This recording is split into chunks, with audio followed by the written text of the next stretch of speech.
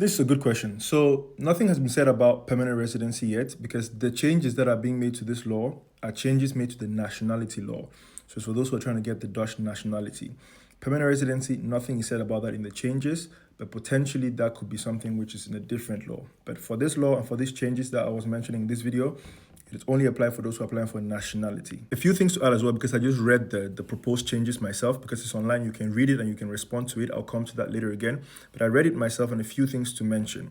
So the changes they're proposing are from 5 years to 10 years for naturalization. So if you want to get the nationality, you have to be here for 10 years now as opposed to 5 years as it is now. Unless you're adopted by Dutch people. Unless a Dutch parent adopts you, then that term does not apply for you. It still stays the same. And for spouses who now only have to be here for 3 years to be able to apply for nationality, that goes from 3 years to 5 years. So if you marry a Dutch person, instead of being 3 years like it is now, you would have to be in the country for 5 years to be able to apply for the nationality. So it's still shorter than 10 years, but it's longer than it was before. And it's also worth mentioning that it states there, all applications that are passed before, or all applications that are submitted before the law is passed. So in other words, if you qualify for nationality, if you qualify for citizenship and you want to apply, apply now.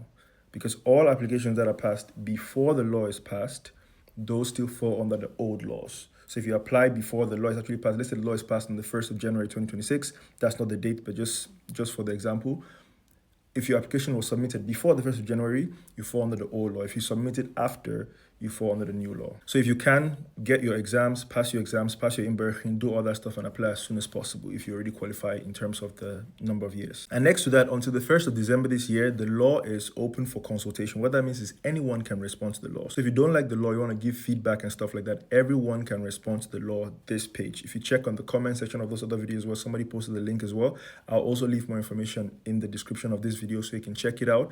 If you want to comment on the law, if you want to make more noise, the more noise is made, the more they have to reconsider the law. So you can put feedback in as well. Here, everyone can do it, or you can ask an organization to do it on your behalf. If you have something to say, let your voice be heard. Someone asked in that video as well to give an estimation of when the law might be passed potentially. No one knows. So it's open to the 1st of December for consultation. With the elections coming as well, it's unlikely to go to the parliament before that time as well. So I don't think it's going to be available or passed before 2026. That's as good a prediction as I can give. But the main point of this video is if you can meet the requirements as soon as possible, and if you qualify as well for the amount of years in the country, apply as soon as you can. I'll keep you guys updated the more I know.